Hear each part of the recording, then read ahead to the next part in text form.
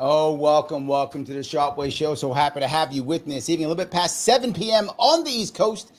And I know that some people wanted me to do an AMA last night, but I really wanted to take care of the Sharpe Solutions piece that I have been kind of pushing off for a couple of weeks. I wanted to take care of that yesterday. So I did. I told you that I would be back here with an AMA, and I am. So yes, I will be back again. I'm here now for an AMA, and I'll be back on, I hope, Monday night too. And hopefully also Tuesday nights. I'm going to try to keep going. Radio show still on Tuesday nights. So we're still rocking on to the best of our ability. Guys, if you know that you are going to enjoy this show, you know what you should be doing. You should be taking that elbow and smashing that button that is like. You should do that. Now, if you don't want to do that, it's because you hate me. But you should do that if you don't mind.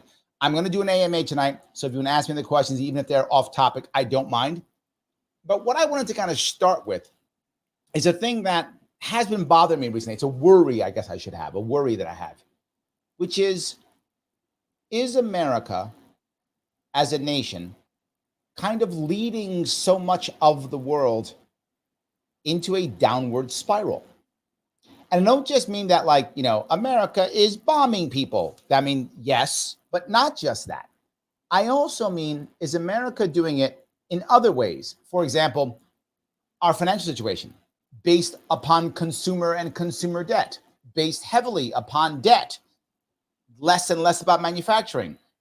Other nations follow that, more and more debt. Are we leading them into that mindset? Are we leading them into that kind of destruction? Constant wars, right? Only empires don't mind wars, right? If you're an empire, you're always at war. That's the norm. War is part of your economy if you're an empire. Countries hate war because when countries lose wars, boy, they're in trouble. When countries win wars, they also struggle. But empires, that's what they do. Roman Empire, always at war. British Empire, always at war. Egyptian Empire, always at war. American Empire, always at war. War is the norm for empires. Are we showing the world that war is the norm? Or the reverse, are we showing that don't bother doing war, we got you. Don't defend yourself, we got you. Are we doing that too? But I'll go even further. Is our business model doing it too, to where most of the companies that do well in America, or even new industries, are almost always fostered by the government? Government gives them monopolies, government investment, government everything, government. Is that a bad thing? And I'll go one step further than that. Families. Are we, American family is in trouble. You see it. We're not dating. We're not getting married to the same level. And we are. I'm exaggerating, but you know my point. We're not having as many children, all those things. Are we failing at so many things? My opinion, you may disagree that it's failures. I think all of those are failures on our part. And are we now showing the world that that's the way to do things? And are they following us? And if they are, and maybe they are, here is the issue. The easiest, I would say, in my view, as I look through history, probably the easiest or the softest landing, maybe I'll say that way, the softest landing for empires falling was the British Empire. Why? Because their son was there to pick up the mantle. We are their son, by the way, right? So America is the son of the British Empire. The British Empire fell and said, well, you know what? Basically, the British Empire retired and said, son, it's on you now. And we took the mantle and said, got you, Dad. And we took over the empire. The other empires didn't really have that. And they suffered. Does America have a son? I don't think so. If our empire falls, it's not going to be pretty. We don't have a son to go, we're retiring. Okay, whatever.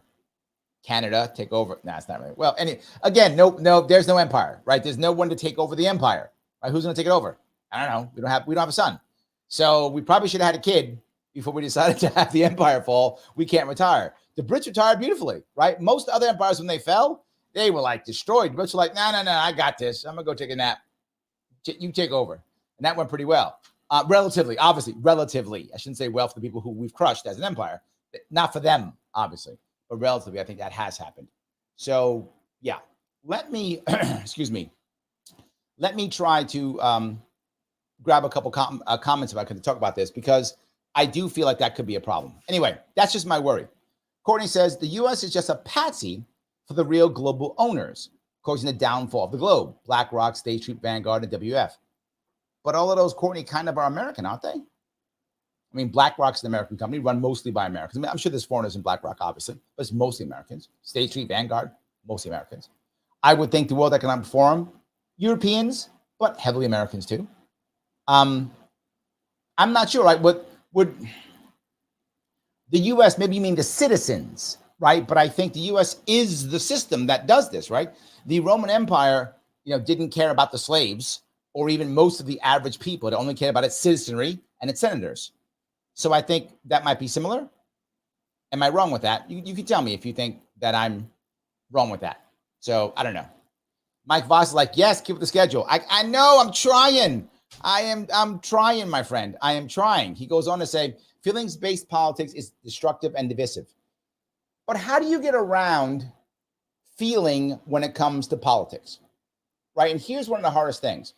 There are many reasons why I think the way I think about government, but one of the biggest ones is, all right, if someone asks you, if Mike is running for president and someone says, hey, Mike, what do you think about, I don't know, hamburgers? And Mike says, I hate hamburgers. Don't like them. I don't know if Mike likes hamburgers. For the sake of this argument, Mike does not like hamburgers. He goes, I hate hamburgers. Goes, oh my God, I can't vote for Mike. Why? He hates hamburgers. So, well, he'll wind up outlawing hamburgers. That is the mindset that people have. Now, that makes no sense. Whether or not Mike likes or loves or has no opinion on hamburgers is irrelevant. Assuming the president is not going to outlaw hamburgers. But the problem is we do believe that. We believe that our leaders are kings and queens and monarchs and emperors, and their word is law. Their word is law. We're seeing it right now, to your point. Harris has no real policies, so I guess whatever she says is the law or the rules or the platform. And Trump, literally, Republicans said, what Trump says is our platform.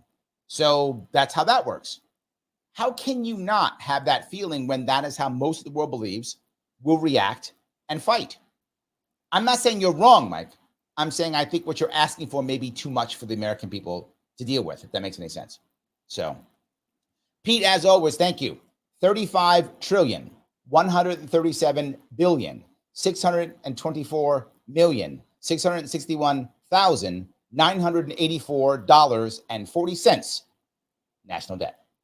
And since I read that, it went up. So that number is now too low. That went up. The way things are going now, it's going to hit, 37 trillion by the end of the year? Is that right? I think my math is correct on that. It's like it's a trillion every 3 months, right? So yeah, almost. It'll be like it'll be high 36 if the trend is the same by the end of this year. So first quarter next year, 37 trillion. So what could go wrong, Pete?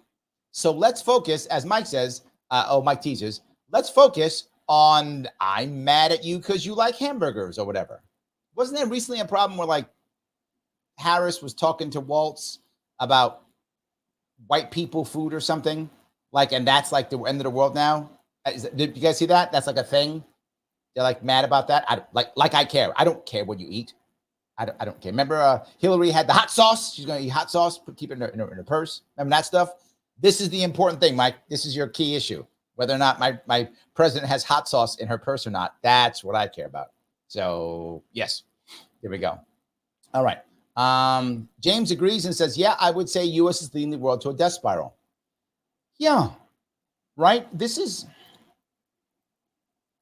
People often wonder why I keep fighting. Why don't I just give up and whatever, go try to do something else? I could make a whole lot more money consulting for banks, law firms, and tech companies. A whole lot more money. But I spend my time doing this. Why? Because consulting for a bank or a tech company or a law firm might make me more money. Well, it would make me more money, but it would have no meaning whatsoever. And that's the problem. It doesn't fix anything whatsoever. It doesn't repair anything. Not that I have to. I don't have to. Nobody has to repair anything, but I want to. So I think you're right. And I've tried to at least maybe let some people know. People have asked me 1,000 times, Larry, what do you think you're going to save the world? I don't. I do not believe that I will save the world. Do I believe that I can help set it up to be saved? Yes, I do. And you can call me crazy. I don't care. I do believe that I can help set it up to be saved. I do believe that. I don't think I'll be the guy who does it, or the guys if there's more than one, right? I think that's true. So I think we're on the same page there. James says, WWE does more to destroy fundamentalist Islam by having 2 major events in Saudi Arabia every year than any bomb the military could ever drop on them. Oh, okay. Took me a couple seconds to put those together. Okay. Now I get you. So you're saying by showing the fun and good culture that we have, like WWE, more people in Saudi Arabia will want to enjoy and begin to move towards that. I think you're 100% correct. Far better than if we bombed them, right? Bombing fundamentalist Muslims has not worked out well for us at all. You're right. That has not been a successful strategy. I think you're correct. I think WWE will be a more successful strategy, 100%. So let's create a wrestling industrial complex, and then we'll do that, and we'll ship wrestling all over the world. And before you know it, we'll have Hulk Hogan as our ambassador, right? Maybe Kane. We'll have him as the ambassador too. The Undertaker. We'll have a bunch of them as ambassadors. They'll head around. Not too shabby. James, I'm with you. I like it. Absolutely. Joe says, I don't know why Larry sound like my parents about me not getting married and having kids. Well, it's a valid point, Joe. If your concern is, and maybe it isn't, but if your concern is a simple transfer of your goods when you pass, kids is an easy way to make that happen for you. That they're not wrong, right? Not that you couldn't transfer your goods in any way, shape, or form, whatever you own the day you passed. You could pass them. You just leave it alone. Just let people get it if you want to. Your stuff, do as you like. But it is easier if you got kids. The state goes, oh, Joe passed. His stuff goes to his son or daughter. Done. Have a nice day. And all good. And you're gone and your stuff goes to your kids. So there is an advantage, is all I'm saying. They're not wrong on that aspect. I have 2 daughters. Right now, my oldest daughter is an adult. I kicked the bucket today. She gets it. Life is good. So there is that. But then again, maybe you don't care. Up to you. So yes. All right. Robert says, hey, Larry, how goes it? It is crazy busy. Yes, that's how it goes. I'm trying my best to keep moving forward. It can be very challenging. So yes. He says, but Larry, all the time, can't the Fed just print it out of debt? Well, if you ask people who believe in the notorious MMT, which stands for modern monetary theory. I call it magical money tree, but still MMT either way. They would say yes, Keith. They would say debt doesn't matter, right? Don't bother. Just print the money and we'll tax some of it out and blah, blah, blah. They would say that. By the way, Keith, they are all wrong, but they do believe that. And that's the funny part. You cannot just print your way out of debt. Can you print your way temporarily out of a bad situation? Yes, you absolutely can. 100%. If I'm in a bad spot right now, right here, I can throw money at it, and that is a perfect temporary Band-Aid. And if all I care about is, I don't know, say the next 3 months before an election, Keith, I might throw a bunch of money at a problem because temporarily that is a Band-Aid that will actually heal the problem for those couple of months. And then the damage afterwards will be horrible. And we're feeling that now. It's like, I have a problem. Let's get drunk.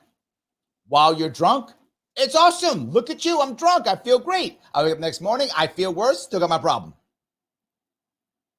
So again, not saying you shouldn't drink. If you want to enjoy your alcohol, please enjoy. Just saying, if you got problems and trying to solve your problems with alcohol, that's not going to go well for you. No judgment on that. Just saying that's not the way to solve your problems. And printing money, not your way to solve debt. Does feel good when you do it, though. Like, it does feel good. So I get the feeling it does feel good. That's all. So, all right. James says, we the people can try to be our own son to the U.S. empire. James, you are correct. The problem is that really hasn't been done before in history. I mean, I can't think of one. If someone could show me one.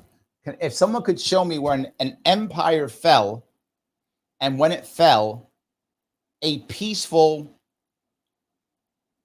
populace with some type of self-government came back, took its place. I mean, I guess that could happen, but I can't think of it. The only time that kind of has happened is after a massive war. You could say that that's what replaced the Japanese Empire or even the German Third Reich. You could say that. But in both cases, it was through violence and war and massive bombing. It wasn't through like, hey, I'm going to retire. It was through hardcore violence. I would like to not have hardcore violence. I would like to not have that. So it's one of the reasons why I try to get, third-party politics, independent politics involved. You get third parties, all of a sudden now we have a shot at converting the empire back to a republic. We have a chance at it. Will it work? I don't know, but we have a chance at it at least. So that would be my point. I think we could do it. So, Lunatic Libertarian says, emotional instability is very common in American society because distress is ordinary. Ooh. Interesting. All right, but hold on. If distress is ordinary, that makes instability common, or does that change the psyche of the American to where distress becomes the norm? That's an honest question, Lunatic Libertarian. I'm not sure which one. I mean, in theory, couldn't you just fall into eventual learned helplessness or even numb? No, you're right. You probably couldn't become numb. You could become numb. That would be the reason why so many people are starting to drink and do drugs more than they have in a long time, be on psychotropic drugs. Okay, yes, I've answered my own question. You are correct. Yes, you are correct. Maria says, can the average 27-year-old read cursive? I think the average 27-year-old can. I think that's true. If I had to guess, I mean, there's probably data on that. I would think they probably could read it. They probably would have trouble writing it, but they probably could read it. My daughter is 20, and she can't really write cursive. I mean, if she really thought and maybe had some help, she probably could write some cursive. She did learn it when she was in school, and she's 20, but never used it. Learned it once. It's like a foreign language to her. Can she read it? Probably a bit, like a little bit she can. Probably if she had to think through it. Not like I can read it easily. I'm in my 50s. I can read it like nothing. I use lots of cursive. I actually tend to write more in cursive than not. So even when I'm writing. So I think 27's in that area. I don't know. That's a good question. I would guess most could. That would be my guess. Maria, if you have some data, I'd love to hear it. But my guess is most could. By the way, guys, if you like what we're doing and you'll be part of it, do me a favor. Share this on Twitter. Right? Do that on X, repost it, retweet, whatever the case may be. If you're not doing that, we're not growing. If you want to support, click the like button wherever you're watching. Please subscribe on YouTube. Click that bell as I ask all the time. If you're on Facebook, subscribe too. Please, it helps. Follow. Doesn't matter. If you want your chat to go right to the front, super chat me if you're on Larry Sharpe YouTube. If you want to become a member on YouTube, which allows you to do more of this and less working, that would be great. Become a member on YouTube. $29 per month. Click that join button. Dirt cheap. Look how handsome I am. And I give you guys good attention. And I give you cool stuff. So $5 a month is nothing. What's wrong with you? Easy day. Pop that right in now. I would appreciate it. Thank you so much. All good. All right. See if I can grab this down. All right. Andrew says, sorry I'm late. What's your honest thoughts about the American dream, whether it's attainable or a farce? The American dream, here is the problem with it, is that the American dream changes with each society and what they think that is. The American dream has always been in the past, for decades, it has been, you own a home, you own a car, you have a family with children, right?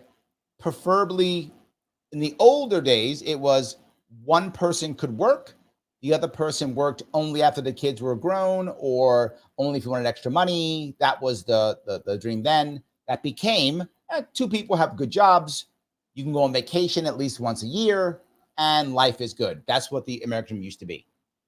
If you define the American dream as that, right? Home ownership, going on vacation at least once a year, not crazy work, but good work, right? Steady work, a family with children. If you define it like that, I don't think that's attainable for the vast majority of people.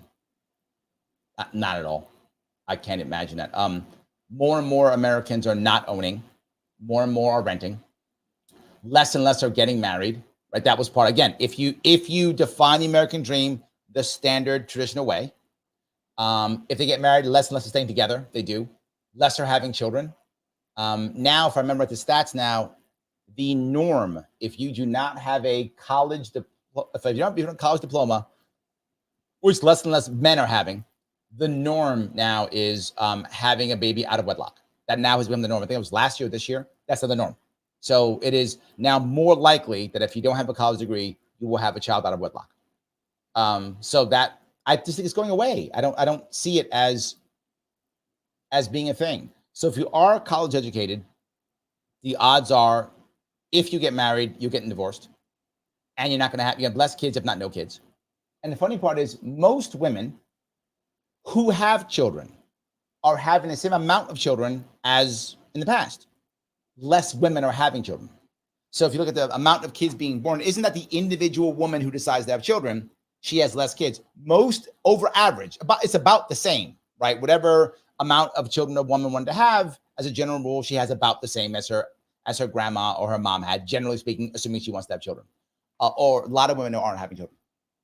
So interesting stuff there. So I think that if you measure it that way, is unattainable. Sadly, I think most people have accepted that's not attainable. And the American dream has become something, I think, which is even crazier. For much of our youth, the American dream is not a house with kids and a family and a car or whatever is the thing. It's fame. Fame is the American dream now. The kids don't want to have a house and family and one dog and a whatever picket fence. Be famous. They want to be a TikTok influencer or a YouTube influencer or something. They want to be famous. They want to travel the world and be famous. That's the American dream now. The American dream is Mr. Beast. That's the American dream now for most kids. And I think that's even less attainable. But here's the worst part. While that's less attainable, they believe it's more attainable than the other one. Another reason why I think we're in trouble. I see a lot of people, a lot of youngsters thinking that that's the answer. We're gonna be powerful and blah blah blah. Everybody can't be a star forever. Can we all get our 15 minutes of fame? Probably. I mean, a lot of us can, but that's 15 minutes of fame. So I hope I answered your question.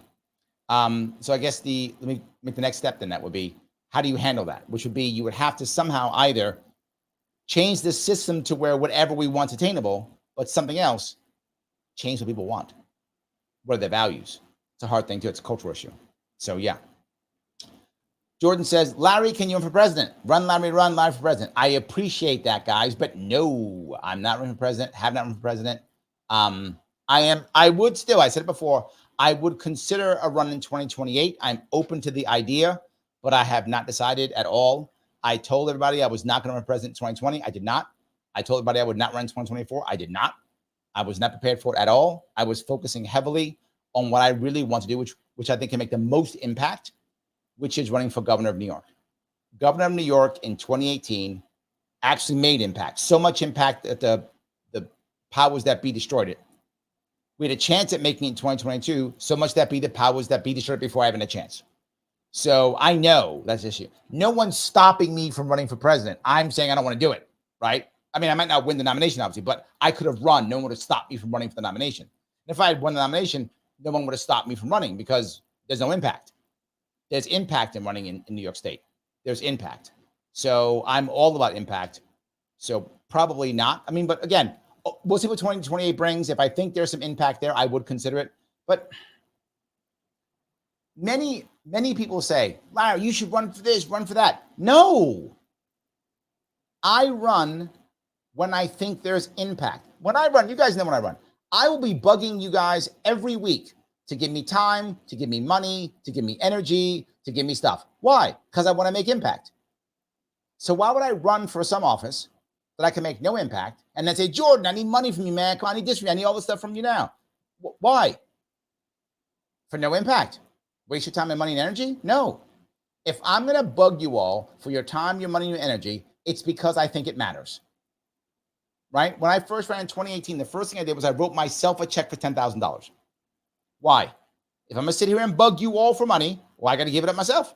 You hear me say all the time, if I'm going to point my finger at you, I got to point my finger at me first. And I love pointing my finger at you. I do.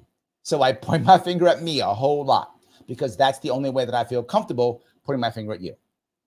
So if I'm going to sit here and ask you to give me everything and I'm going to give everything, it's got to be for something that's valuable for me.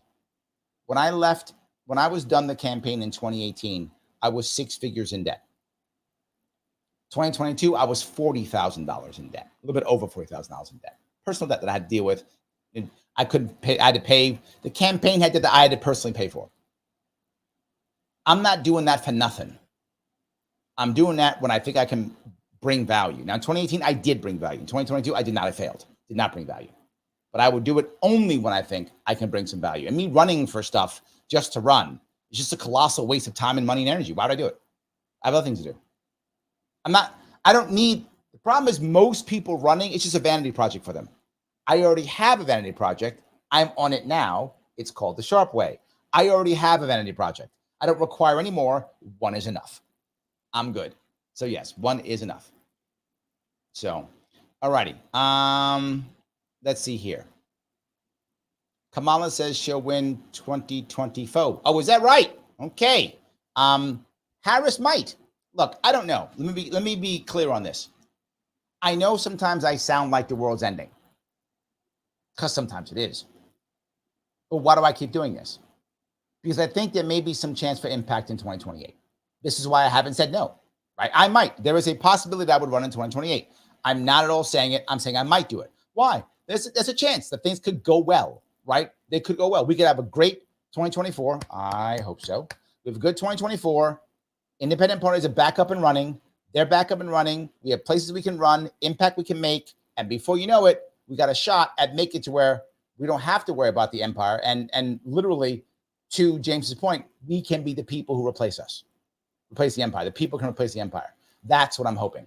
So, yes. Okay. Hope that was cool. Chad's like, Kane, yes. Hulk Hogan, no. Hey, brother Chad, whoever makes them happy. You like Kane? You like Hulk Hogan? No judgment. You pick the ones that you like. Free market, brother. Free market. You pick the guy you want to hang out with, whatever. Get what was the other one? I forgot her name. The woman who used to be on the Star Wars show. She was a wrestler too, wasn't she? Get her out there too. Whoever, whatever you like, go do it. All good.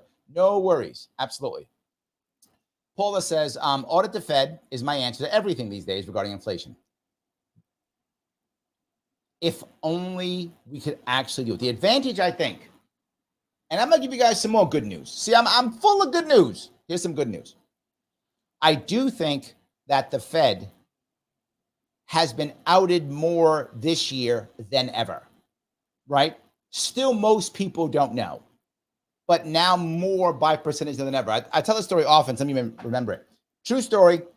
It is, I am actually my day job is I'm a consultant, trainer, teacher, those types of things. So I'm teaching a course in leadership at a New York City agency. And they knew I'd run for governor in 2018. I'd never bring up politics unless it's a break and they ask. Otherwise, I'd never bring it up. I do my job and I go home, right? That's what I do. So it's during a break and there's people are talking. And if you can imagine this room, that people are just chatting during a break, about 20, 25 people. Every one of them is an adult.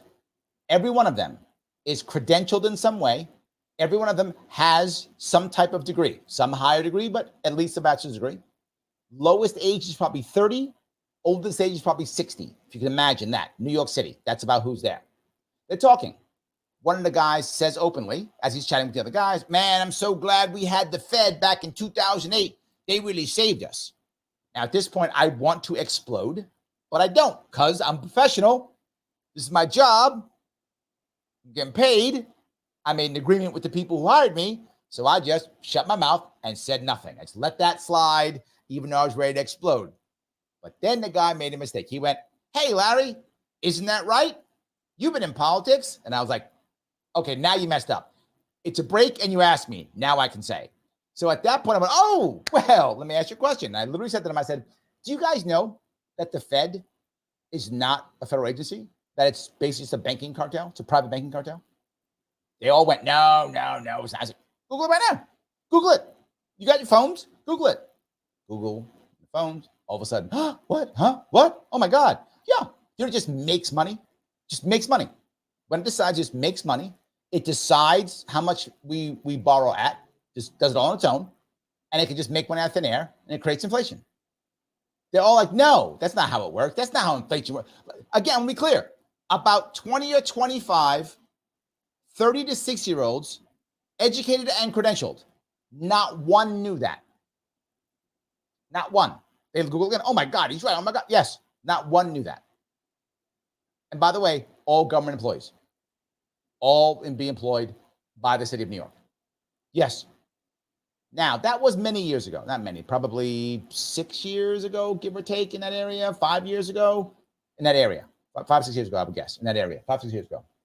And now more than ever, more people are seeing and talking about the Fed than ever. So, Paula, I feel good about it. We're not there yet.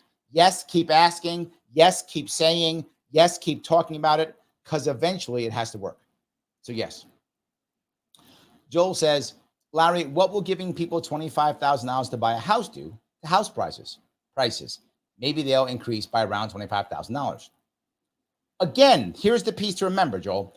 Giving money is an amazing short-term answer, right? Because the first people that get $25,000 who will buy houses before the housing market prices will increase. Do you see my point? So initially, it'd be great. If you're one of the first people to get $25K, life is good for you. It's good for you. Initially, it does work. I'm not saying we should do it. I'm just being honest about it. Initially, throwing money at a problem works, which is why people do it, because they only care about initially. They go, well, I threw money at it. See, things are better. And they're right. Initially, it gets better. Right? You're hungry, Joel. Okay, here's $100. Wow, I can go buy food. Yeah, life is good. Now you owe me $100. I can't pay that back. Oh, see, that's a problem now. Now we got a problem, Joel. You owe me $100. In fact, with interest, you owe me 110. Now we got a problem. But initially, it was awesome. You were eating steak. So, yes, and that's why. That's why. So, yes. All right. Let's see if I can keep going down here. All right. The Liberty Lady says, so Duval GOP in Jacksonville are now coming after Republican candidates running in this primary that voted for Eric Parker 2 years ago during local elections. You called it about a target on our back now. Yes, I did. Right? This is an issue, 100%. Remember, there's a reason why when it comes to RFK Jr., the Democrats are coming after him more than Republicans. And the reason is he's a traitor to them. The Democrats got to get rid of him because he's a traitor. The Republicans see him as another enemy to make a deal with. Right? I'm being very serious. If you're a Republican, you probably see Kennedy as just another enemy that I will have to make a deal with or handle somehow, whatever. You don't feel betrayed by him. But if you're a Democrat, you might feel betrayed by him. He used to be one of us. Why'd he turn on us? It's a different view, particularly if you're an elite Democrat. And you thought that, well, we're great. We're all the elitists. Oh, you turned on us? You're making us sound bad? I hate you now. You got to pay for that. Remember, Bobby Kennedy, in their eyes, is a traitor who must be destroyed. Republicans are like another enemy. How do I deal with him? Which is why you see Republicans more open to making deals with him, because they don't see him as a traitor. They see him as another guy I got to make a deal with. Okay, whatever. It's fine. Democrats see him as, no, must punish you. And the Republicans who supported the evil libertarians are now traitors to the Republican Party. Yes, that's tough, which is why we have to support them. And that may sound weird, but when you have allies, you've got to support your allies, or you don't have any allies. And the Republican establishment knows that. They want to get rid of us. That's why they fight us so hard, Liberty Lady. They fight us so hard because they know we can make impact, and they try to punish people and make them scared of leaving. It's why it's very rare for anyone to successfully leave and come back. The only one who maybe I could say has done it well is probably Ron Paul. I can't think of anybody else who left and came back successfully. They all, when they come back, fail. Once you turn them, they don't want you back. They don't. Justin Amash just lost his primary as Republican. When Austin Peters ran as Republican, he lost his primary too. They're not very forgiving. When you turn on them, they're not forgiving. They're more forgiving of someone who was the enemy and now became it, right? So if you were a Democrat and then said, you know what, I'm going to become a Republican now. Oh, come on in. Great. Or you're a Republican, left as a libertarian, and now you're coming back? No. So I think that may make sense. This goes back. I know Mike probably is mad at me now, but this shows this is emotional. Politics for the vast majority of people, emotional, right? That's the issue. Paula says Americans need to be getting more unstable. I'm not sure. Let me give you my piece on this if I could. Is it unstable? Maybe, but let me explain, and you can tell me if you think it's the right words, unstable. I think we're becoming so upset because we feel like nothing matters and that we have no control and no power, right? The root of anger is always one or two things or a combination. It is a perceived lack of control and or a perceived lack of respect. Note perception is what it is. It doesn't matter if you're actually in control or actually respected. The perception is what matters. That's what makes you angry, right? I either perceive that I'm out of control or I perceive that I'm out of respect, either one. I'm disrespected, either one, or both. And so I react. The American people are feeling this. We're feeling like the opposite party, whatever the opposite, if I'm a Democrat or Republican, the opposite party hates me, just hates me, does not respect me, and gives me no control. And no matter who I vote for, no matter how loud I yell, no matter what I do, nothing changes. I've been watching 25 years of decay and nothing changes. So I'm frustrated. I'm angry because I feel disrespected, not in control. So what anger is for most people is an attempt at control. Often it's false control. I'm yelling, therefore I'm in charge. I'll punch you, therefore I'm right, that kind of thing. So I think for most people, that's how it looks. So if you call it unstable, I would agree. I'm not sure if I would use that. I'm not sure. So yes. Paula says, this is an AMA. If so, why does the press confuse inflation with rate of inflation is deliberate? 100% it is deliberate. Yes. Because once inflation has already hit you, the chances of prices going down are slim. It does sometimes happen. It's really rare. But it does. Sometimes you'll find the price will go up and then come back down to normal, to what we thought of as normal. It does in rare occasions happen, and it's usually because of some other outside force. But you can find examples of that happening where once in a while a price comes up and then comes back to normal. So I'm saying that because someone's going to go, but what about this? I'm sure you can find it. I have to remember which one it was. I think one of them was a food item that someone actually mentioned because it's so rare. Someone actually mentioned it. This certain food item, it actually went up and then came right back down after inflation. So once in a while that will happen. But the vast majority of times, I mean, like 99% of the time, once inflation hits, it's not actually going to come down, right? The price is going to come down. However, the rate of inflation can come down. Absolutely. So my chicken cutlets were, $2. The inflation has come up. It was at 10% inflation. And so now it's 220 and now it's 242 and now it's, 285. And so now it's at 285. Now inflation goes down to just 1%. Well, now it goes to 286 or whatever that will be, right? Whatever. 286. Oh, okay. Oh, well, that's not bad. The inflation rate went down. It did. The rate went down. But I'm still paying 86 cents more for my chicken cutlet. So inflation didn't go down, but the rate did go down. And so now I can say, see, I'm an awesome governor, awesome mayor, awesome president, awesome whatever, because I brought inflation down. Does that make sense? I do think it absolutely is exactly deliberate, 100%. Robert says, can you do an interview with Mirza? So if I say it right, I'm sorry. Is it Mirza Baradaran on her book about black banking and Dr. William Solidarity on his thoughts about reparations. I had about 4 people I'm behind on getting on this show. The problem with getting people on the show is it takes time, money, scheduling. Sometimes I get very lucky and I reach out and someone responds right away and literally within 3 days, they're on the show. That's rare. Usually I reach out, they ignore me. Then sometimes they get back to me. Then I ask for this week. Then I can't do next week. Then I can't do next week. So here's what I will do. I will take this. If any of my team is watching, please take these names down, set them up in Twitter, and we'll see if we can find them. I think my team's watching. So if they're watching, they should be watching. We'll take these names down, and I'll see if I can get them. Here's what I will tell you, Robert. I will attempt to get them. That's what I will attempt to get them. We'll see if they actually do it. But yes, I will attempt to get them. Hope that answers your question. Yes. All right. Let's see here.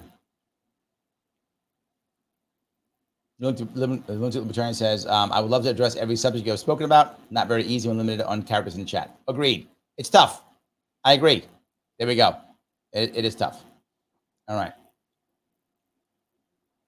Right. Mike says, Harris is deceiving America, saying food inflation is corporate, not government in cause. Equally, her plan for home buying is inflationary. Plus, a $6K for having kids is unaffordable, makes more inflation. I want to make sure I'm clear on this piece, because there's a nuance here. You're right, but there is a nuance. Is it corporate's fault? No, it isn't. Are some corporations outside of food taking advantage and doing some extra price hikes? Yes, that is demonstrable. It is true. But they're doing it because, or have been doing it, because the losses they took during the lockdowns. So they're trying to recover losses from lockdowns. So they have thrown a couple extra bucks in there to make up for those losses. That's true. So that's usually, that's not generally not the food industry. But there are other industries that have been doing that. So some of that has happened. But it wasn't because greed. It's always, corporations are always greedy. That's what they are. So there's no all of a sudden extra greed. That's not a thing. Right? They said, oh, wait a minute, we can make up from the losses. So that has happened in certain industries across the country. Generally speaking, not food. But the second piece is prices have gone up and corporations have raised prices. But it's not because of extra greed, to your point. So I'm going to be clear about that, because you have guys saying, and some of the, I mean, these people are actually, they're actually professors. And they actually say this. They say, there are people here who are price makers and price takers. Who's the price maker? It's the entrepreneur. He makes the prices, so he makes it more expensive. See, it's his fault. I'm not joking. That is an argument made by an actual professor in a college. Some of you know the one I'm talking about. He actually says this, and people think he's brilliant. Well, they make the prices, therefore they cause inflation. I'm not joking. So, is he technically correct? Yes, he is. He is technically correct, but they change the prices based upon all the prices of what goes to their goods and services as they go up. So even the prices may go up, it doesn't mean profit is up. And if you look at most of the food industry, profits are not up. So, Michael, you are correct, but I wanted to make sure that, to Lunatic Libertarian's point, it's difficult for you to put all that in the chat. So there is a nuance that people should understand. Did they make higher prices? Yes. Is it to get higher profit? No, not in the case of food. In certain other industries, that was true. They absolutely did add some extra, and their goal was to make up. And again, this is open. They said it openly in there. I mean, there's literally recordings of them saying it in boardrooms.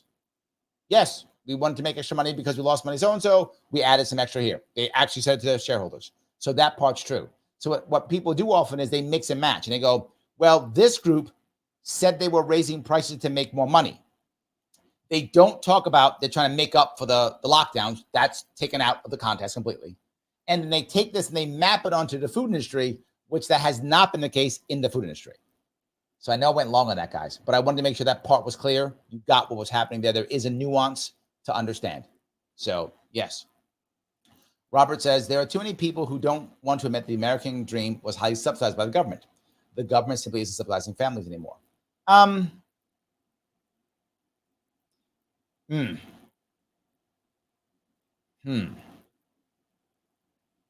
Yes, but I gotta go. I'm gonna nuance you on that one too, Robert. Yeah, I'm gonna do something for Mike. I'm gonna nuance you on this. Yes, that's true. There were subsidies. The American government still subsidizes the family. It does, but at a different level. The levels are different. There are over 60 million Americans who get a check from the government every single month. Over 60 million, right? And there's only 330 million of us and about 200 and some odd million adults. So it's about 1 in every 4 adults, give or take, is getting a check from the government every month. So the government does subsidize, just differently.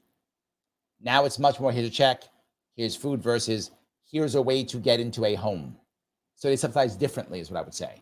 And you're right, it was subsidized also because, of course, we're just printing money, which, of course, is the way of doing anything, but something else. The American dream came about after World War II. And here are the two things that were important right after World War II.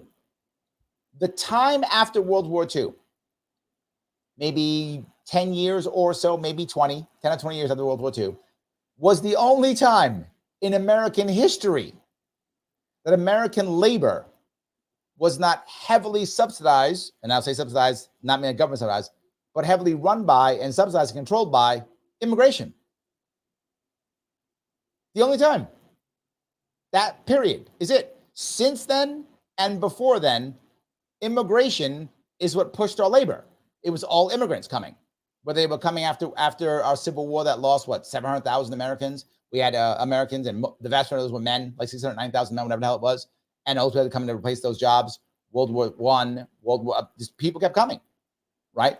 After World War II, we had, give or take, 8 to 10 million men coming back into the workforce. And women were already there. We had women who replaced many men when they were all fighting. And then literally millions came back over the next 5 years or so, right? As they got out of the military and got rotated out. About another, give or take, about 8 or 10 million men came back into the workforce. We had tons of labor, tons. And the second thing we had, every other country was bombed. They weren't making anything. America was making it with the only country that wasn't bombed. It was making everything. You wanted to buy something, you had to buy American. You had no choice. We bombed all of the factories into the ground. There was no factories to make anything. So during that time period is when the American dream kind of came about. Well, how do we replace that again? I think we can. So I think your point's a valid one, but I want to say that that's how that worked. And then after that, the government was subsidizing anyway. You're correct. On top of that, because when the veterans came home, the government was like, here's free housing. Here's, well, not free, but here's cheap housing. How about that? Here's super cheap housing. Here's cheap loans. Here's cheap everything. Unless you were black, you didn't get it if you were black. Even though you fought the same war, even though you got blown up just like the white guys did, you did not get that if you were black, though. So if you weren't black, you didn't get it.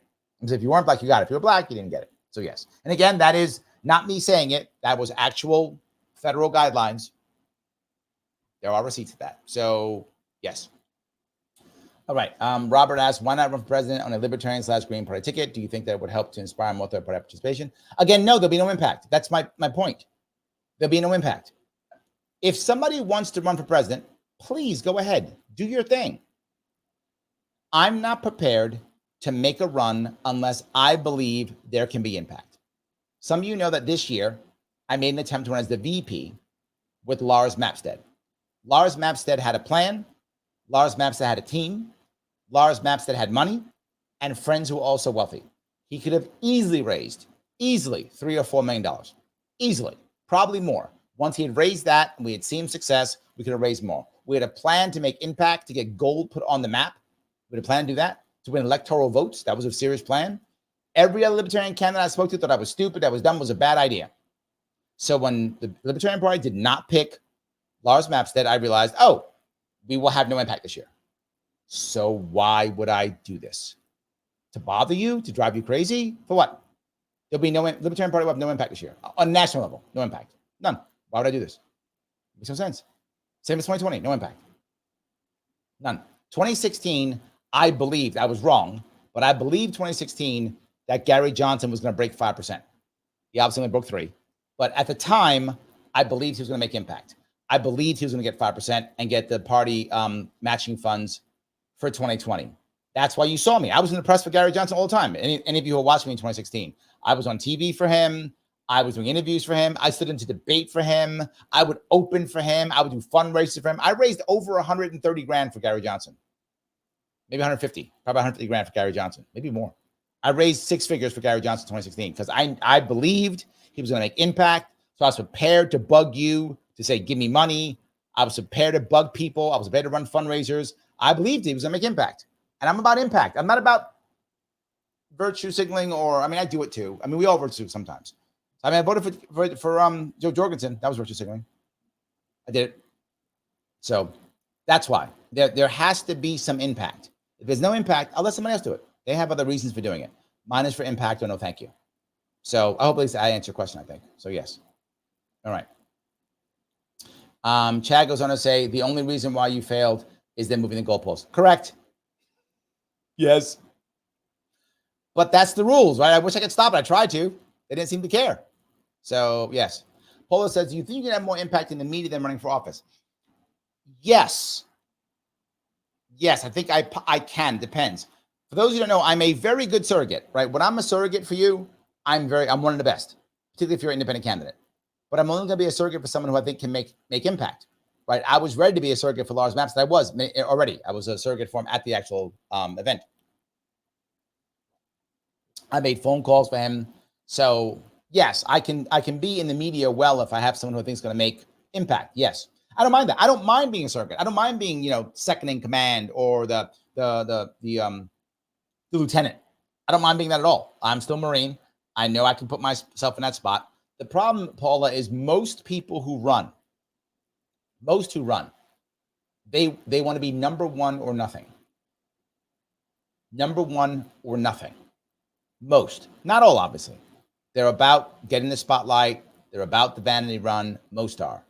That's what people say. Well, it's hard to find it should be easy to find a VP or easy to find a lieutenant governor. It isn't always. Can you get somebody that's okay being support staff? And a lot of people don't want to do that. I don't mind at all. I'm happy to do it.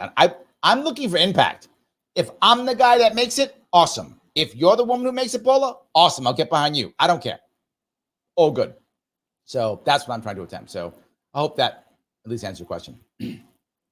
Space Jason, WEF, NATO, and NGOs are a big part of the problem in how they're trying to affect the 21st century with a globalist elite model: war, migration, climate, DEI, etc.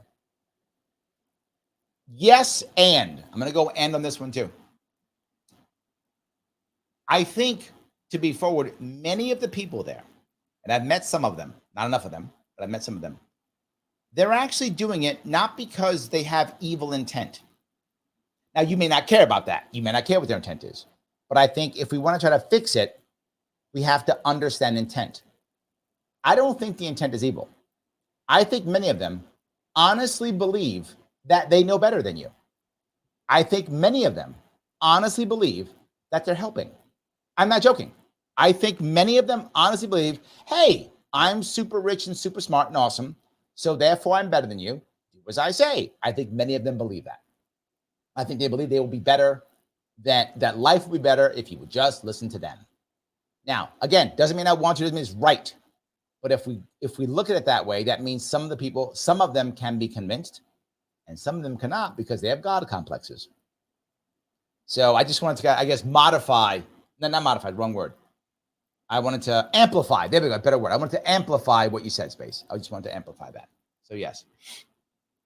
All right. See if I can grab some of these.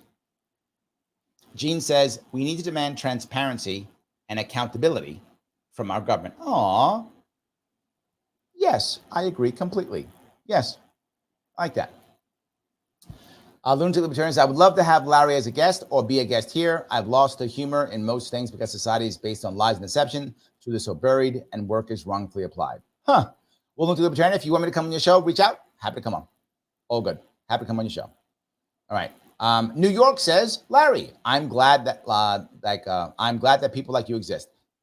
Me too. And my daughters would agree with you. So yes, there we go. Guys, I want to ask you one question. If you like what you're actually listening to, if you're enjoying the back and forth, click that button that is like wherever you are. Click it. Every little bit matters. If you have not subscribed or followed me on whatever you're watching me on, what is wrong with you? Do so now. Don't think. Why are you thinking? Stop thinking. Either subscribe or follow wherever you're listening. Please do that.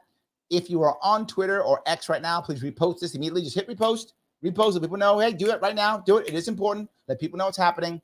Please do that. If you want to support the show directly, you can by super chatting me on YouTube, Larry Sharpe, or by becoming a member on Larry Sharpe by clicking join monthly. Helps tremendously. But either way, it is the button that is like. Please do that. So yes. Let's see if I can grab here a couple more of these if I can. All right. Gene says, I was watching the news a few months ago when they were telling us that without the Fed, our economy would collapse. My head exploded. All right. I got to touch that one too. They're partially correct.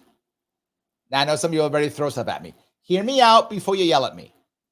Because at this moment right now, we are so tied to the Fed in everything we do. As you've heard me speak about this in the past, other things. When I was talking about the military industrial complex yesterday about this, the Fed is so entangled in every aspect of our credit, of our loans, of our debt, of our banking. If you just remove the Fed, just did that, it would collapse. That's true. This is why I do want to end the Fed. But when people understand and with a plan to remove it, it's like a parasite that if you don't treat it right, when you kill the parasite, you kill the host. That's where the Fed is now. So they're kind of right, but they're using it as an excuse to not end the Fed. So they're kind of technically correct, but they are being disingenuous, if that makes any sense, Gene. So we do want to make sure that we end the Fed, but in a way that we know how to pick up the slack of what the Fed does. And as we pull the tendrils out, the entire economy doesn't collapse. So it probably would if we just said gone tomorrow. People wouldn't know what to do with themselves. They would be like, oh my God, the world's ending. So I hope that's clear. Joe says, Gina Carano, thank you. Yes, her too. She was WWE, wasn't she? She was WWE, I think. I think she was, yeah. So yeah, she's great. Yes, absolutely. Paul remembers the Fed story. Yes, I've told before. I like it. It's a story that's true, and people were in the room, and some of them watch, and they weren't like, you're wrong. They're like, yeah, that happened. That absolutely happened, 100%. So I do have some people who, had me as one of their instructors, and then later on come and watch my show. Like I used to be a teacher at I was a guest instructor at Columbia's graduate school and at Yale's graduate school. And some of the people who I actually taught there will come back and be like, oh, I saw you on so-and-so. So once in a while, they do come back. That was years ago. I don't really do any teaching like that anymore. I used to do a lot more, but now I hardly ever do it. And then I did a lot of teaching of New York City agencies, a lot of that. Some of them will come back. Oh yeah, I saw you. They like see me on LinkedIn or something and they'll come back. It does happen once in a while. And once in a while, I'll meet someone on the street. That was one of my students, one of my attendees. Once in a while. So it does happen. So, all right. Paula goes on to say, Larry, you need more moderating gigs. You are an excellent moderator. Thank you. I agree. I think I should have more. I need to get more people to do it. The thing about being a moderator, and this is very hard, it goes back to what I said earlier. The problem is we often pick celebrity moderators. And while that can draw people in, celebrity moderators don't always realize that it's your job to be the guy in the second seat. It's not your show, right? How you feel about things doesn't matter. And I feel it awesome. Often. I think libertarians are the worst with that. I'm going to moderate and I'm going to be tough and tell you what I think. Nobody gives a shit what you think. You're the moderator. So stop acting like you're a cool guy. You never hear my opinion when I moderate stuff because nobody cares. You didn't come here to hear me. If I'm on the panel, you're getting all my opinion because I'm on the panel. If I'm a moderator, I'm not giving you my opinion. Come on my show. I'll give you my opinion all day long. Hours and hours of it. You can have it whenever you want. You get hours of it. But when I'm moderating, I'm trying to get the most out of every person on the panel. I'm pushing them to get the most out of them, whatever that is. You came to see them. So I need to get the most out of them.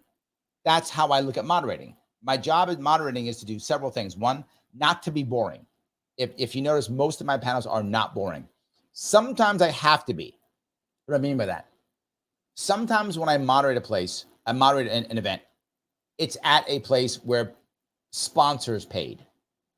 And if sponsors pay, sponsors sometimes want things said or not said or something, or a piece brought up or a question asked or something like that. In which case, I'm asking that question or doing that thing because they bought it, right? So sometimes that will happen here. Sometimes you'll ask yourself, why did I ask that question? Now you know why.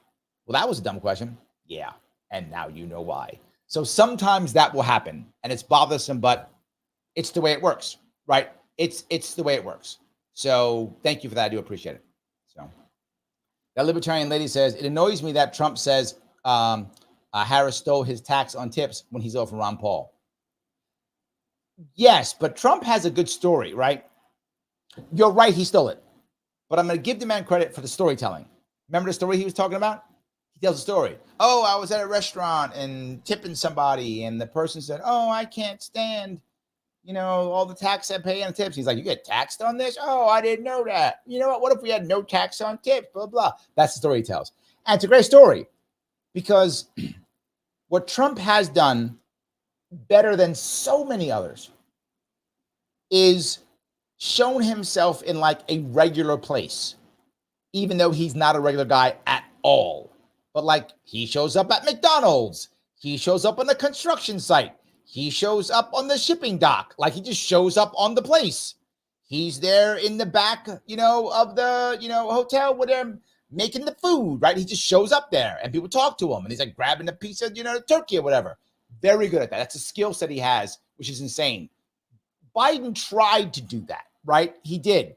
And while Biden is not bad at, well, used to be, now he's bad at everything, but he used to be decent at least projecting empathy.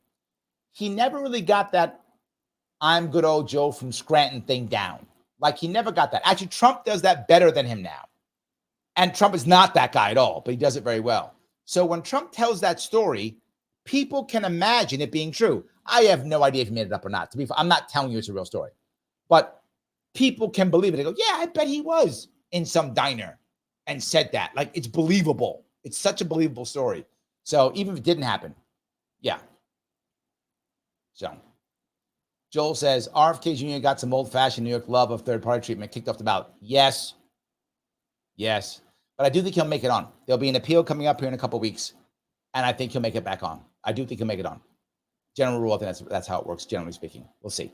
The thing he has that I didn't have is he has tons of money to keep fighting, right? The problem is, and for those of you remember me in 2022, when I wanted to keep fighting, at one point I just couldn't go anymore. And it wasn't because I'd run out of oomph myself. How often can I go back to donors and say, I need another 10, 20 grand? I got to keep fighting this thing. Like, Larry, we just gave you 20 grand. Yeah, and I lost. But then I give you 10 more and you still lost. Yeah, but this is the one. At one point they go, Larry, I love you, but I don't love you that much, right? If I say, hey, give me $10, you go, yeah, Larry's $10. Got it, great. And then I come back, go, yeah, that $10, I lost it. I need 10 more. Larry, I love you. Really? Yeah. This time. All right, you give me $10 again. I go back. This time, man, it's going to work. Dude, I already gave you $20. $10 more and we're good. Give me 20. Now give me $30. I go back. And oh, yeah, just this 10. At this point, you're like, Larry, stop. You're full of it. Stop. I'm not giving you any more money. And that is what winds up happening. Luckily, in the case of RFK Jr., he's got the cash. He can keep going. And what winds up happening is the same way Trump would offer to win. Trump would just keep fighting and not stop. He had the cash. He would just keep fighting and he would win. He would outweigh his opponent. And often outweigh the government too. Even, sadly, for those people he owed money to, outlast his debtors also. He would do that too. So I think RFK Jr. can outlast the government. I think he can in this case. Because at one point, they won't want it to go to the Supreme Court. If it goes to the Supreme Court, he wins. And that's an embarrassment for New York State. Not that they care about the law. New York State judges do not care about the law. That's just, they don't care about that. But they care about being embarrassed. So they might give it to him because they don't want to be embarrassed at that point. So that is my gut. We'll see. We will see. All right. Let's see here. Grab a more.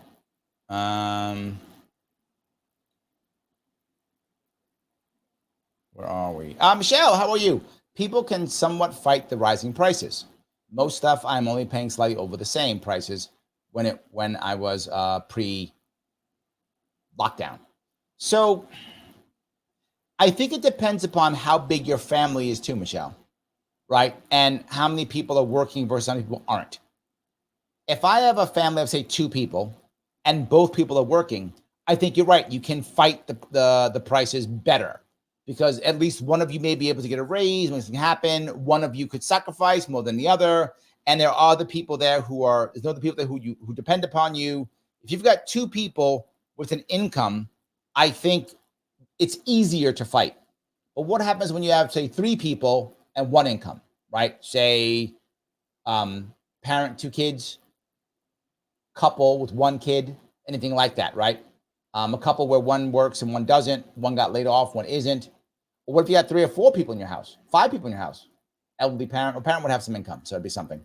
But right, but I mean, I think the difference is how many people are actually working and don't have other people they're responsible for. Also, people are also not working as much. So yes, that's all. All right. I get your point though. Yes. Okay. Let's see if I can grab a couple of this. And Michelle goes on to say, every time gas goes up, prices go up. Yes, people got to talk to, you know, people got to get the goods from A to B. Of course. Yes. Joe, Kamala promising $25K for first-time home buyers, giving all the money away. I love that. This is funny. So giving stimmy checks would be a bridge too far, right? Stimmy checks would be a bridge too far. So I can't give stimmy checks. So what will I do? I'll offer 25 grand for first-time home buyers. It's almost stimmy checks. Yes, absolutely. Craig Meyer goes, spot on Richard Wolff impression. You knew the guy I was talking about. That is correct. That is literally Richard Wolff. Richard Wolff is literally, not making this up, a professor. He's a college professor, and many people think he is brilliant. His arguments are so insanely stupid. I don't mean to insult him, but they're childlike. They're childlike. And people go, oh, he's brilliant. Oh my God, he's brilliant. He says things like, I'm not joking. And so now these people see what you're doing and they give you an inflation. So now you have this inflation. They give you an inflation. He talks like that. If you have a chance, check out his stuff. If you can watch for more than 20 minutes without vomiting, you'll then watch every person watching going, you're brilliant. Reminds me of, oh my God, now I've forgotten that guy. Ibram X. Kendi. Similar concept. Totally different world. But when he would talk, he talks so slow. And so now we have to understand the idea of this and the concept of that. And people go, oh, and the stuff he's saying, it means nothing. Like he's just, he might just go, blah, blah, blah, blah. Same outcome. And people just go, oh, he's so great. I remember I did if you remember, some of you might watch, I did a reaction to one of his videos. He did a presentation at Harvard. And it was vomit inducing. Said nothing, and they all worshiped him. Richard Wolff, similar. Says nothing, people worship him. I need that. That's, you know what, Craig? That's my fault. I'm sitting here trying to give you guys some substance. I should just be spewing garbage and sounding smart, and maybe they'd all clap and throw money at me. You know, my fault. My fault. There we go. My fault. What are you going to do? All right. All righty. See if I can grab a couple more of these. Some of you are actually giving me lots. I appreciate all the back and forth. I really do. I'm trying to grab. There's somebody popping around here, and some of you talking to each other, which is great. Please keep doing that. Yes. Paula says, "I can be happy being Dick Cheney. I get it." Yes, and you know what's funny? You bring it up. One of the reasons why Dick Cheney was so popular, he'd been in the government many times, was because he was okay being the number two. He was happy being it. He said openly, never want to be president. He never wanted that spotlight. He wanted power, not fame, right? That's what he wanted. He's like, no. You guys go up there. Something might happen to you, not to me, because I'm going to be over here, right? So he was happy being that 100%. Yes. Joel says, moderator Larry and a Fed question comes up. Severe tongue biting. Yes. Absolutely. Yes. 100%. Yes. Liberty Lady says, I really miss seeing you spiking on libertarians on Kennedy's show. She does have a podcast, I think, and a blog. So the same as her show on fake Fox News. Yes. Well, a couple things. One, I love Kennedy. And there's many reasons why, but I have a personal connection, which is when I got my butt kicked in 2022, couldn't get on the ballot, was getting sued. If you remember, I was hardly on any shows. 2018, when I was winning, when I was popular, and I was on a ballot and raising money, I was everybody's best friend. Everybody loved Larry Sharpe. Oh, Larry Sharpe, love him. Come on my show. Come on my show. Oh, Larry, you're the best. I got my ass kicked 2022. They were like, Larry who? Larry Sharpe. I don't know. Who's this guy? I never heard of him before. No one heard of me. All of a sudden, I was nobody's bestie all of a sudden, except for Kennedy. Kennedy was like, yep, you can come on. Kennedy would still have me on her show, even when I got my ass kicked. She still supported me when everyone else, and I mean all the rest of them, blew me right off. Oh, you didn't make the ballot, Larry? You in the lawsuit? Oh, you can't raise all that money? Shh. I don't know you. They didn't know me. They forgot, lost my number, I guess, forgot my name, whatever. Didn't care. She actually did and still put me on constantly. So yes, I will never forget that. And I will always respect her for that. And if she ever needs anything, I will always say yes. And if you happen to be watching, Kennedy, if you require anything, just ask. My answer will be yes. Done deal. So yes, she was very good to me. And also good to Spike too. But I do go on TV again now. I go on News Nation often. Probably every month or so, I'll be on News Nation. Usually Dan Abrams' show. Tomorrow, I'm on some show. I forgot which one. I'm on some News Nation show tomorrow. So News Nation does have me on now again. So that's something. It isn't Cool Kennedy. It isn't. But yes, that's it. So Joe goes on to say, I now get 100% of my income in the form of a tip. Me too. Me too. Joe, well, as soon as Trump or Kamala wins now, if Harris or Trump wins now, we're good. Because now both of them no tax on tips. We're good. Done deal. 100%. And then, of course, Joe has to say, Trump also shows up in Miss Teenage dressing rooms. Yes, that's true. That's also true. Yes. So also believable. I think they're all believable now. Yes, absolutely. All right. Patty says, Larry, I have a serious tinfoil tiara question. I like that, tinfoil tiara. Do you think the president is just a figurehead and the real power is behind the curtain? A group actually in control? Yes and no. So the president is a figurehead, that's true, but also has power, both of those things. The problem is his power is severely limited by what some people call the deep state, but what I call permanent Washington. Permanent Washington actually has much more of the power than the president, because they know they're going to stay here while the president goes away, presidents change, permanent Washington stays. Permanent Washington is run by other people, if that makes any sense. So yes, can a president make many changes? Yes, which is why we sometimes try to unalive our executives sometimes, right? That happens because they can step in the way and have some power. They are limited in their power. And when they push outside of that power, they might have an accident.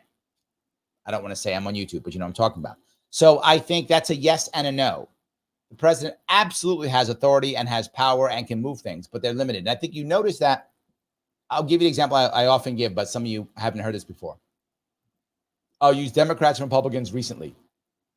Look at George W. Bush's first term and Bill Clinton's first term, both Democrat and Republican. Then look at Trump's first term, Republican, and Obama's first term, Democrat. The success of that individual's agenda, both Clinton and George W. Bush had a pretty good first term for their agenda, right? Both Trump and Obama struggled a bit for their first term. Why? Both Clinton and Bush were governors. They knew how to fight through stuff, who was in control, who was working the stuff, and how to get around it and what they could get by and what they couldn't, right? Because they had played this game before. Because there are other people who run things, not just them. You just can't do the thing. Obama was never in that role. Neither was Trump. And Trump was in the private sector where he just said what he wanted. So those two people came in, and you can see specifically in Trump's foreign policy how it was stifled, right? Particularly how it was stifled. Permanent Washington shut down Trump on a lot of things he wanted, and he didn't understand why or how he hadn't been in that spot before. To your point, because other people have a whole lot of power. Just because president says X doesn't mean X gets done right away, right? If president keeps pushing, makes it public, and people see it, X will get done. You might piss off those people in control, and you might have an accident. That could happen. So I hope that answers your question. So yes. Gene says, I wonder if one of the reasons Democrats hate Trump so much is because he was once Democrat. I think when it comes to elites, yes, many of them are upset. They feel betrayed by him. Yes, I think that's true. Yes. All right. Craig says, my favorite Joe Biden exchange with the Everman was when he told that construction worker, I don't work for you. Yes. See, Biden tries. He does. And if you go back to maybe 20 years ago, Biden, 10 years ago, even, he was better at it. And I think he was better at because, like, his son was a vet, other son had addiction problems. I think a lot of average Americans can really connect with that. Almost all of us have had some kind of addiction problem in our life, whether it's us or someone we love, someone we know. You guys know my mom had an addiction problem. So I think we all have had that, either us ourselves or someone we know have had addiction problems. I think we can do that. A lot of our friends or family are veterans. I'm a veteran, right? Many of you either are veterans or no veterans. So I think that kind of thing he had, that was very good. We could get that, right? We can connect to him, but he didn't do it well enough. I think you're right. He screwed up on that one too. Yes. Patty goes on to say, we rely on food pantries or we'd be in big trouble. 6 adults with 3 incomes. Oh, hold on. No, 6 adults with incomes and 3 middle school kids. Wow. Yes, that's a problem. This goes back to one of the first questions that I forgot who asked now. Was it Andrew who asked? Talking about the American dream. Yeah.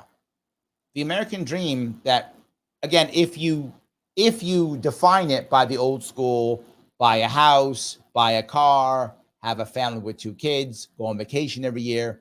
If you define it that way, I mean, that's a fantasy for the vast majority of Americans. It's a fantasy. How with that, in theory, 6 adults, 3 incomes, 3 middle school kids, that means among all of you, you should own American dream. If you follow that definition, you guys as a whole should own 3 houses and 3 cars, and you should go on vacation every year with all of you. That's what should happen if we have the American dream. And I think for the vast majority of Americans, that doesn't work. You really have to be able to make something happen, right? Yeah, absolutely. So, all righty. Let's see if I can do this. Michelle goes on to say, that's not how you fight it. It's paying attention to sales prices and stocking up. Oh, okay. My iced tea was I think that's $2 p.m. sale, $2. Now on sale. Okay, now $2.50 on sale. 2 weeks ago, they were $1.99 each. I bought 20. This week, the same thing. I bought 20 more. Yes, I think that's true too, right? I think you could do that. The problem is, Michelle, you can. I agree. I don't think the average American wants to do that when they feel like they're already overwhelmed. I'm not saying you're wrong. Please I'm going to clarify that. I'm saying it's a lot to ask for most Americans, but I think you're right. You could do it. My mom used to do it when she was younger. She cared about the coupons and when stuff was this and when stuff was that. But when it comes to the American dream, you're not supposed to have to do that, right? The fairy tale they told us, how about that? It's a better way of saying it. The fairy tale they told us is that we wouldn't do this, right? You'd have one income, you'd work until you're 65, you get a gold watch and retire, you'd be able to go on vacation every year, you'd have a great job with benefits. So I think, yeah, that's the story. That doesn't, what you're saying does not fit the fairy tale. How about that? It does not fit the fairy tale. So yes. All right, let's see here. Grab some more of these. All right, Andrew says, internet shows like this beat cable news networks at any moment. I wish my show would beat it, but mine doesn't. I've been shadow banned since 2020. For those of you who watched me 4 years ago, I could do my show on one platform and easily break 5,000 views. Easily. I started talking about how bad lockdowns were. Gone. All my stuff shot, destroyed, devastated. Literally now, I have to show this on 8 platforms. This goes off on 8 platforms. Why you hear me say, if you're watching on this, watching on that. I have to do this on 8 platforms to get anywhere near those numbers again. 8 platforms. One platform, I'll only get 500, 1,000 views maybe. Twitter, sometimes I get 600, 800, 1,000 sometimes on Twitter. Facebook, 500 maybe. YouTube, depends on how good I am. Sometimes I get a couple hundred. Sometimes I get 1,000, depends. But I mean, and I have multiple YouTube pages and multiple Twitter accounts. So I have to add them all up to get those numbers. And it's all because I got shadow banned. And they'll never return. Those days are over. So sadly, but you're correct. Yes. All right, so I can grab some more of these. A lot of you guys are talking about saving money, which is great. Please save money. I love that. Yes. All right. Let's see here. Jennifer's on your side. I see that. Yes. Okay. I do want to grab this one if I could. She mentions credit cards. If you don't have credit cards to pay for it, I stock up with sales. I get why people use credit cards. I do. 100%. I get it. But I think it's a valid point to worry. If you're doing so much of your purchasing with credit cards, that is a terrible sign. Generally speaking, I'll give you a good general rule when it comes to finances. It's a good general rule. If you're only worried about income, you have a problem. What does that mean? If your income goes away, you have a problem. The people who are wealthy, they don't just have income. People go, well, they have multiple streams of income. That is not critical. That's great, but not critical, because what you have to think of is that means they need side hustles. That isn't the issue. Multiple streams of income means for them, and here's the thing to understand, they have assets that create money. Not multiple streams of income like I sell this and I sell that. That's not what they mean when they say multiple streams of income. That's what people tell you when they want to sell you stuff. When they want you to sell their stuff, they say, well, how you win is by doing 18 things, multiple streams of income. No. Wealthy people have multiple streams of income because they have assets that generate money. That's what they mean. Assets that generate money. So if you have assets generate money, that's multiple streams of income, whether that's a rental property or whether that's a stock that gives you dividends, or whether that you loan money out and you get back dollars every year or whatever, right? So those are assets that get you money. Do you buy things and then resell them afterwards? Any of those types of things, right? You can, that's what they mean when the wealthy people say multiple streams of income, not, well, I have a job and I also do Uber, right? Or I have a job to Uber and I have a cool Etsy store. That is not what they mean when they say multiple streams of income. I'm not saying you should have an Etsy store. I'm not saying you should have a side hustle. I'm not saying that. What I'm saying is that's how wealthy people differentiate. Wealthy people don't have multiple jobs. Am I clear now?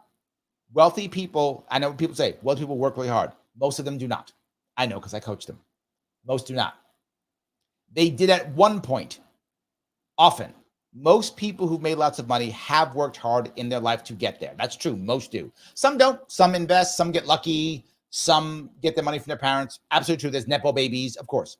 But most people who do well financially, they worked hard to get there. Once they're there, they don't work that hard anymore. Moving forward. How can you say that? Because they're always on TV or they're doing charities or whatever. Once you've made it and you have the assets that provide income for you, then you don't have to work as hard. That's why wealthy people have time for leisure and can go on a trip to the Bahamas or can go to a cruise in the Med, because they now have resources that gives them, assets that provide money for them. And the sad part is, how do you get that when you have debt? That is not easy at all. And in today's world, it's harder and harder. It's harder and harder to pay off all your debt, to have enough money to get an asset that will pay you money. Not impossible, but man, is it hard. You better follow Michelle's advice and be doing all the coupons and all the sales and all the stock ups. Otherwise, there's no way you can do that. It is very difficult to gather assets that will give you wealth. It's difficult. It absolutely is. And most people don't think that way. They think, oh, I have a better salary or I made more money, so therefore I should buy more stuff and have a better lifestyle, which is not necessarily a bad idea. I mean, I want you, look, use your money as you see fit, but understand that if you have that better lifestyle now, you might be working a whole lot longer as you move on, right? Versus busting your rump now and then having a lifestyle to where, oh, now I have assets. I no longer required, I don't have to work so hard anymore if I don't want to. If I want to work hard, yeah, some people love working. If you love working, go ahead and work. So I think that's a piece. So yeah.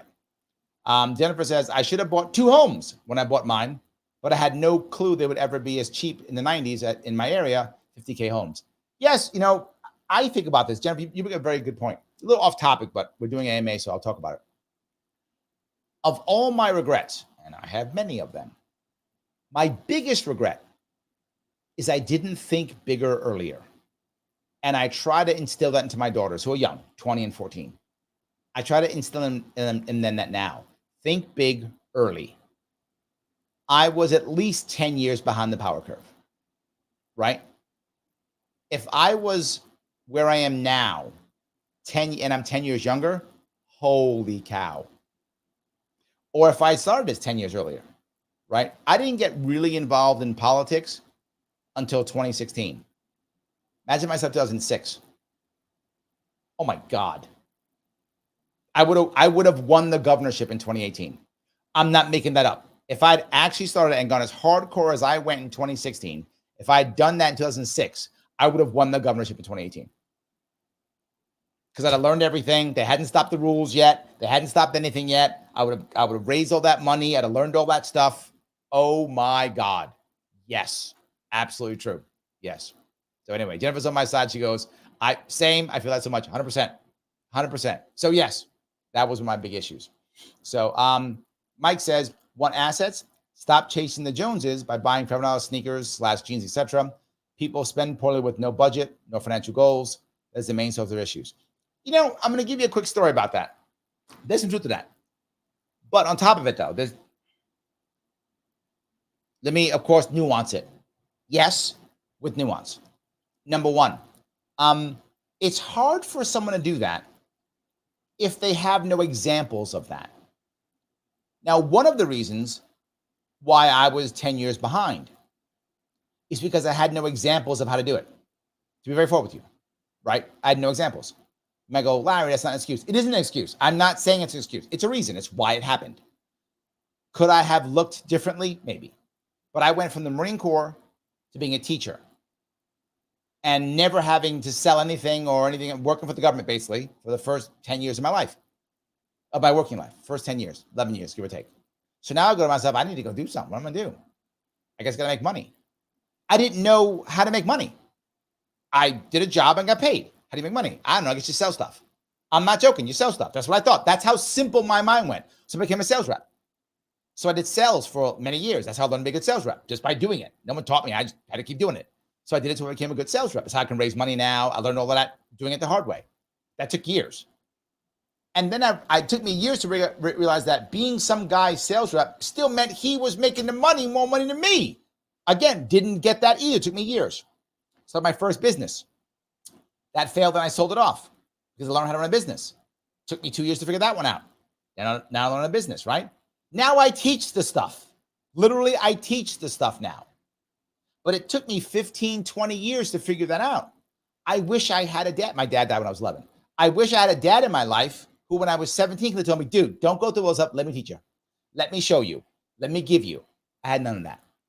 So that's why I'm 10 years behind.